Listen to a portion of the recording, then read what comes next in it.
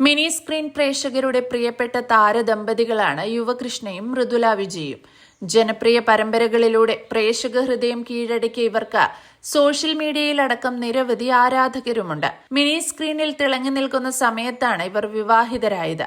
ഇരുവർക്കും ധ്വനി കൃഷ്ണ എന്ന പേരിൽ ഒരു മകളുമുണ്ട്.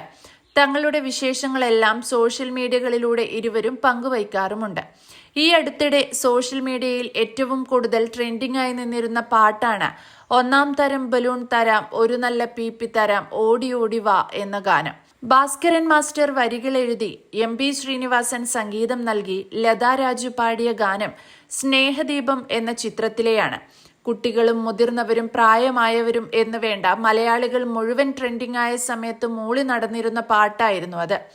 ഇപ്പോഴിതാ മൃദുലയുടെ മകൾ ധ്വനി ആ പാട്ട് പാടി അഭിനയിച്ചിരിക്കുകയാണ്.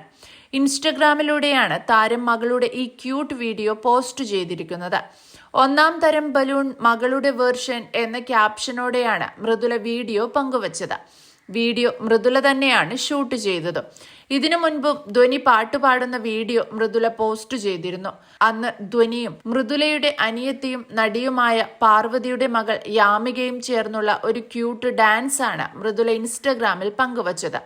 ഇൻസ്റ്റഗ്രാമിലെ ട്രെൻഡിംഗ് പാട്ടിനൊപ്പമാണ് ധനു എന്ന് വിളിക്കുന്ന ധ്വനി കൃഷ്ണയുടെയും യാമി എന്ന് വിളിക്കുന്ന യാമികയുടെയും പെർഫോമൻസ്. ഇന്തോനേഷ്യൻ ഗായിക സിൽവി കുമാലസരി ആലപിച്ച അന്നന്നപ്പാത്തിയ എന്ന വൈറൽ പാട്ടായിരുന്നു ബാക്ക്ഗ്രൗണ്ടിൽ. ഒരേ തരത്തിലുള്ള വസ്ത്രങ്ങൾ അണിഞ്ഞാണ് ധനുവിനെയും യാമിയെയും വീഡിയോയിൽ കാണുക. അടുക്കള ഉപകരണങ്ങൾ ഉപയോഗിച്ചാണ് ഇരുവരുടെയും നൃത്തം. രണ്ടുപേരും പൊളിച്ചു എന്നും ക്യൂട്ടായിട്ടുണ്ട് എന്നുമാണ് ഭൂരിഭാഗം കമന്റുകളും അന്നെത്തിയത്. അതേസമയം മിടുക്കിയായ ചേച്ചി യാമികയ്ക്കൊപ്പമാണ് ധ്വനിക്കുട്ടി ഈ അധ്യയന വർഷം മുതൽ KG പോയി തുടങ്ങിയത്. ഏതാനും മാസങ്ങളുടെ വ്യത്യാസമാണ് പ്രായത്തിൽ മൃദുലയുടെ മകൾ ധ്വനി കൃഷ്ണ എന്ന ധനുവും പാർവതിയുടെ മകൾ യാമിക എന്ന യാമിക്കുട്ടിയും തമ്മിലുള്ളത്.